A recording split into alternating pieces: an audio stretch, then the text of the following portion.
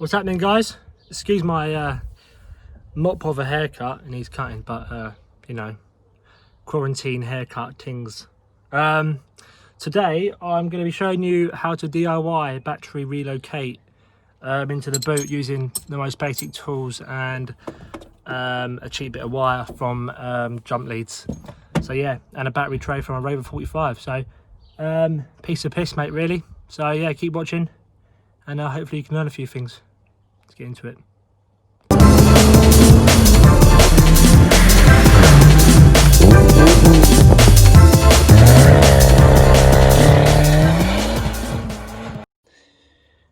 Alright, so a few bits you're going to need.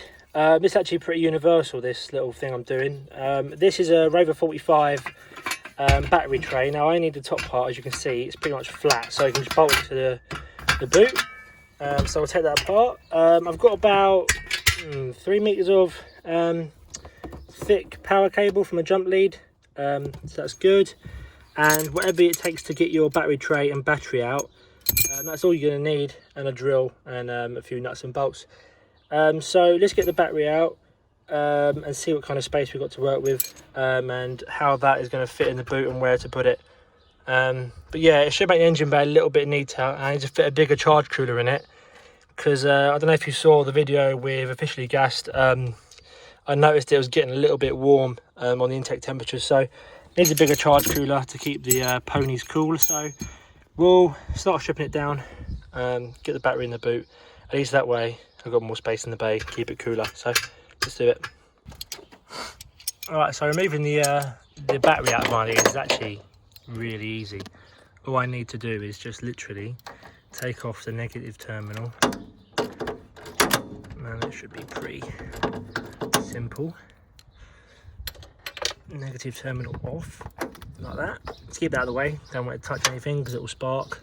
So yeah, and then positive terminal. Yeah, my tools are shit, so don't mind me if anyone wants to sponsor me for a couple of tools, be more than grateful.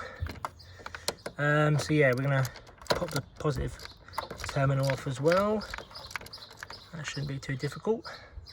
Obviously, if you have anything that needs saving, like radio stuff, is all going to be gone. So don't be sad when you get in the car and you've got white noise. Okay, and then it's just that bolt there to get the clamp off, and the battery will come out. So all right, so battery's out. To get the battery tray out, only half my bolts are actually in. So it's this 10mm back here, and then there's a cup underneath, and there's one up here. And one on this bracket here, so then the tray comes out. But you'll notice already there's a lot more space in the bay, so you can imagine what it's going to be like when this tray's out.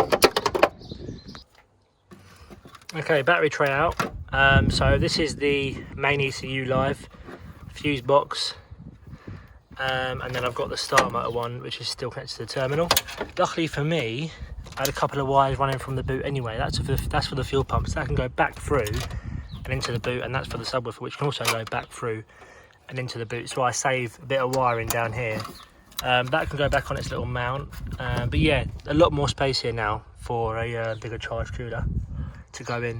What I'm going to do with these wires now to connect them back up again, I'm going to use the negative terminal and just chop it here, and use this piece as like a universal clamp.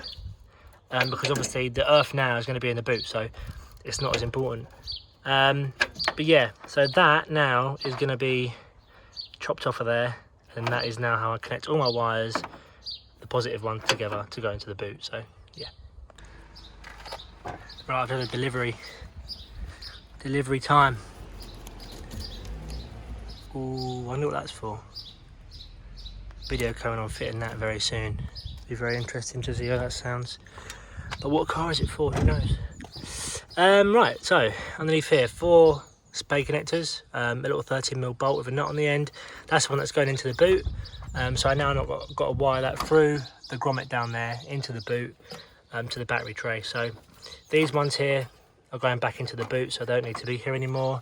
Same with this one into the boot. But yeah, once it's all done, I'll tidy it up properly, and that's a bit pikey, so I might go back to that at some point in the future.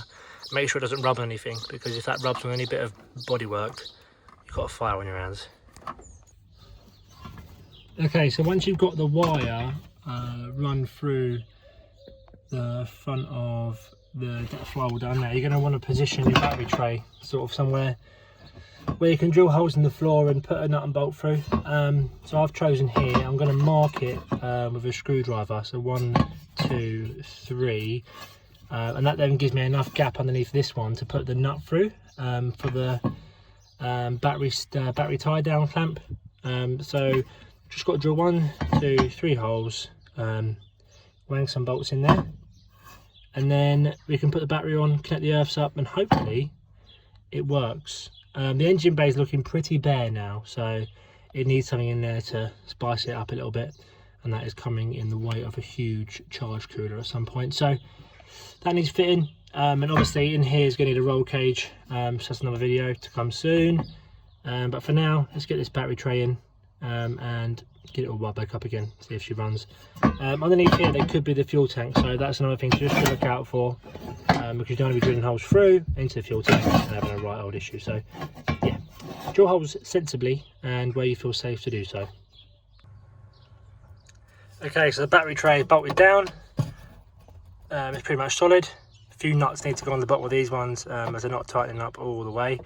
I will be removing it and painting it before I start doing anything else, but you're going to see it finished a bit being rusty. So battery in, I need to put a terminal on this end, and a few other bits like the fuel pump wire needs to go onto the battery as well. I need to figure out on earth, but let's get the battery in, get the terminals on, and then we can work out the other bits. Alright, so battery is in. The earth cable I've routed around through the plastics, and it comes out and earth's down here. That's for the fuel pump. Luckily we've made that wire short. Obviously that's the one we run from the engine bay. Battery secure, all the terminals are tight, and now we just need to see if it actually works, because I'm not an electrician, so I don't actually know, but we'll soon find out. Let's just turn the key, let's see what happens. So we've got lights, fuel pump's working. Come on. Yes, there we go. All my gauges are working. Need to tidy up all the mess I made. But yeah, that's how you relocate your battery. That's cost me probably about 20 quid to redo that. Obviously that one is for the subwoofer. I'm not even going to bother putting that back in because I don't use it anyway. So, but yeah, look at the space I've got down here now to play with. Is a lot of space there now. So that running perfectly.